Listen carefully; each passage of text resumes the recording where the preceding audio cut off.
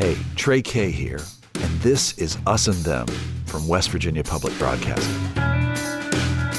It's the podcast where we tell stories from America's cultural divides.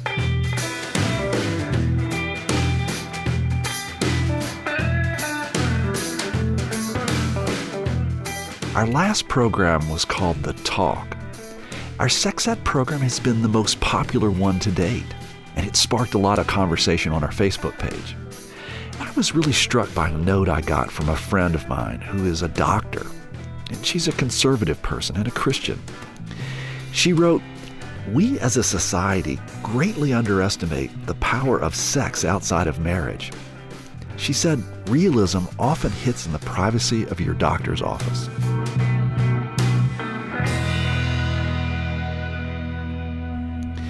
Doctors deal a lot with patients' sex lives.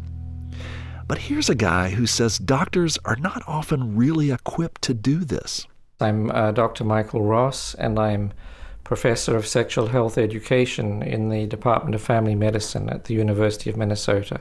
You might detect an accent here. Dr. Ross is originally from New Zealand, and he studied in England and Australia and Sweden. And for about 20 years, he's been in the U.S. teaching at the University of Texas. Just recently, he was named the Joycelyn Elders Chair of the University of Minnesota's Program for Human Sexuality. This is the first position of its kind in this country. The idea is to improve sexual health training for doctors, nurses, and other healthcare professionals. Dr. Ross says only half of medical schools in the United States have courses in sexual health education for physicians, and he thinks that's a disturbing figure. So his department is looking to remedy something he believes the nation is falling short on. He hopes his program might spark a transformation in sexual health for our nation. But right away, Dr. Ross wants me to understand something. We don't call it sex education because that implies it's simply about sex. Sexual health education is much broader. It's about issues including relationships, including sexual dysfunctions, including cultural issues and sexuality. All the threads that make up the fabric of sexual health are not just about as sex education implies, not just about the sexual behavior itself. Well, you've spent some time in America. How do you think that we're doing with regard to providing sex education or sexual health education to our younger generations? I think the issue with the United States is that it's variable. There are some states which are doing very well, and there are some in the South where the issue is just too controversial to handle, so nothing is being done. Do you think that this usually breaks down along lines of kind of religion and morality and basically how people feel about those subjects, and that sex is a taboo, and so we are just not going to deal with it or talk about it? Yes, it does tend to break down along those lines. And where people, particularly legislators and lobbyists, are uncomfortable about the subject, then they ensure that nobody else can talk about it either. There's this myth that if we educate people, they're going to go out and do it. And the total opposite is correct, that when you educate people, they don't need to go out and find out what it's like. And you had the statistics to back that up. Yes, it's absolutely clear that decent sexual health education will lower teen pregnancy rates. That's why countries like Sweden, Norway, the Netherlands, Denmark have such low teen pregnancy rates, and why the United States is among educated countries one of the highest in the world for teen pregnancy and STDs. I read a statistic that for adolescent males, the average age for which they saw pornography on the internet was 11. What do you think of that? I mean, this is the way that some young people are learning about sex. What do you think of that? Well, I think those data actually came from a study that a colleague and I did. And the fact is, we don't have the option of sexual health education or no sexual health education. We have the option of responsible education, or for people to learn it by looking at pornography on the internet. And for those who have seen pornography on the internet, they'll know it's unrealistic. It usually doesn't contain much evidence of any relationship. And they're certainly not typical issues of sexual health like STDs or HIV or relationships or sexual dysfunction or contraception or condom use shown on pornography on the internet. So we're teaching grossly dysfunctional and unrealistic sexual health via pornography as the default, or we're teaching it in a more responsible manner, and those are the two options. Well, actually, there's probably a third option. The option is just to leave them to go and find out for themselves, and that's the sort of option that leads to high teen pregnancy and STD rates. In our previous program, NYU history professor Jonathan Zimmerman talked about different models for teaching about sex in schools. There's a Swedish model, which has the goal of helping young people have a fulfilling sex life. And there is another model, one that's embraced by many schools in the U.S. It's based on the idea that sex education needs to be a bulwark against the dangerous byproducts of sexual relations. According to this mindset, the point of sex ed is not to increase pleasure. It's to stop people from having sex, or at least to stop them from causing unwanted pregnancies and passing diseases around. I wondered if Dr. Ross favored one approach over the other. We have to deal with both. Rights and responsibilities are the opposite sides of the same coin. We really can't talk about one without talking about the other. I think it's a matter of education about relationships, about responsibilities, about risks, and about pleasure. That's the total. And we tend to ignore the issue of pleasure and relationships.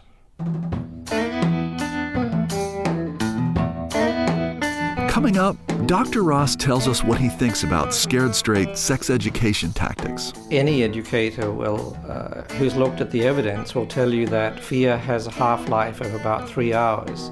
I'm Trey Kay, and this is Us and Them, which is supported in part by the West Virginia Humanities Council, the CRC Foundation, and the Daywood Foundation.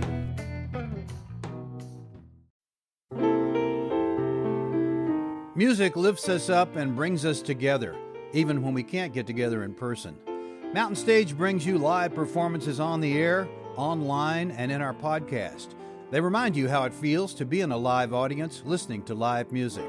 This is Larry Gross, host of Mountain Stage.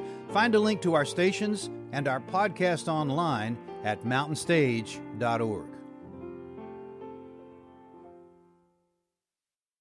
Absolutely no genital contact of any kind. I told Dr. Ross about a speaker who came to my alma mater a few years ago. She tried to terrify the kids from George Washington High School with dire statistics about STDs. If you have ever stepped over this line, you've risked disease and you need to get tested. And don't you dare tell anyone you're a virgin. And if you have had I oral wondered sex, what you are not Dr. a virgin. Ross thought about these scared straight sex ed tactics. I think any educator who's looked at the evidence will tell you that fear has a half-life of about 3 hours, and trying to scare people just doesn't work. So it's very clear from education theory generally in health education, just not only sexual health, that fear messages simply don't work. I was struck by an article that I read about you, which basically said that we also should extend our sex education to people who are older than children, that in a way, I think you said that adults are simply large adolescents. Knowledge about sexual health doesn't just, come down from the sky once you get to 21 or some other age. And so if we have uneducated adolescents, then they become uneducated parents and uneducated adults. The other point to recall is that people's sexual behaviors and attitudes and sexual scripts are largely formed in adolescence. And they tend to gel at that point, and people tend to follow them for most of the rest of their lives. And if we're educating people into poor scripts in adolescence, then they simply become poor scripts as sexual scripts as adults. What other ways should we be addressing sexual health? Well, you can't have education unless you have well-educated school counselors, healthcare workers, physicians, nurses, physician assistants. There are some big issues there. Probably only half the medical schools in the United States have an adequate sexual health education curriculum. I think for nursing schools it's even lower. And unless we educate the educators, we're not going to get very far. You have said in an article that I read that many healthcare professionals are uneasy about talking about sex with their patients, be it intimacy issues, sex abuse, STD prevention, and differences in the desire of sexual partners over time. Is there something that you might be doing at the University of Minnesota that is hoping to kind of change that interaction between patients and medical health professionals? Yes. For the medical school, we have an excellent sexual health program. It's been going on for nearly 20 years, and students get 19 hours of education in this. So they're equipped to deal with this or refer on if necessary. But where you have medical schools in other parts of the United States, where there is simply nothing, where students might be educated about contraception and STDs in a couple of brief lectures, you have the very people who the public want to go to being completely unable to answer the questions of their patients and feeling uncomfortable about it. So we can't really blame the population for not knowing about issues when our health educators at high schools, when our physicians, our nurses, our physician assistants aren't equipped to answer their questions. And what we're planning to do is expand courses, provide certificate courses on the internet, maybe even graduate courses, so that those health professionals who haven't been adequately educated can update their education. So when I go in to see my doctor, I mean, usually he asks me, what's going on with your diet? How much sleep are you getting? Are you still exercising regularly? Are you smoking? Are you drinking, etc.? Do you envision a future when my doctor might ask me, are you having a satisfying sex life? Yes, and students, at least from the University of Minnesota medical schools, are educated just to add these issues, maybe not so directly, but asking questions about relationships and sexual functioning, just as part of a basic initial history. And let's face it, most of our patients tell us, if we ask them, that their sexual health is an important issue. And so I think they actually expect us to ask them about it. Fostering the discussion about healthy sex. Yeah, and the training is not difficult. A health professional needs to ask of their patients or their clients, are you sexually active? And then followed up by saying, well, do you have any questions or issues that you'd like to talk to me about sexual health issues? So it's just a matter of opening the door, and if the patient opens that door, then being able to provide useful health information as we would in any other area of health. So, as a part of your regular checkup, sometime between the checking of the blood pressure and the palpation of the lymph nodes, your doc asks, how's your sex life going? Are you happy? Are you fulfilled by it? Do you believe, like Dr. Ross does, that such a question is just another diagnostic to help the physician understand your complete health? Or do you think the doctor should just mind her own business? And do you think the answer has anything to do with where a person stands on America's cultural divides? Let us know on Facebook or drop me an email.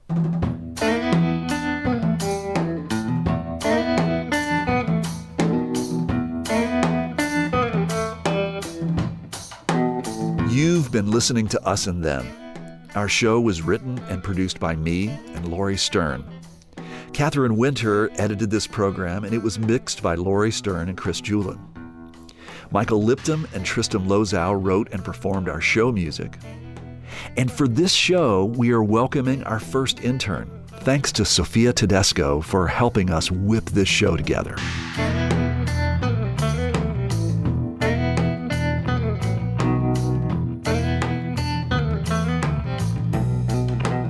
Us and Them is made possible by the wonderful people at West Virginia Public Broadcasting, a grant from the West Virginia Humanities Council, and the support of the CRC Foundation. Hey, and thanks to the folks who've liked our Facebook page, or who've tweeted about our show at Us Them Podcast, or me at Trey_K on Twitter.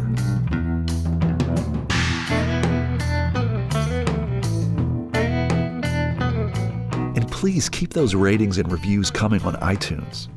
We think the kind reviews listeners like you are posting are helping us get attention on iTunes. We're also looking for your help on an upcoming program. We're trying to figure out whether our show can speak to both liberals and conservatives. Can we make a show that appeals to people across the political spectrum?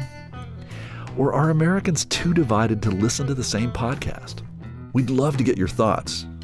Here's what my friend Darren Stevens thinks. I do believe I have diverse opinions, but doggone it, Trey, I just can't seem to stretch my opinions enough to be willing to even discuss the complete fabrications and coke-fueled utter bullshit from the other side.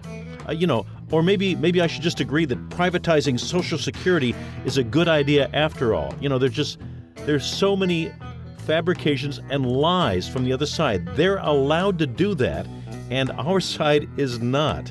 And I just can't hold these up as equal. Us and Them wants to be a place where we listen to each other, to discover the humanity of each other. So even if we don't agree, we at least understand each other better. Is this just a pipe dream? What do you think? Let us know on Facebook or send me an email at tk@wvpublic.org. That's tky@wvpublick.org. See you next time on Us and Them.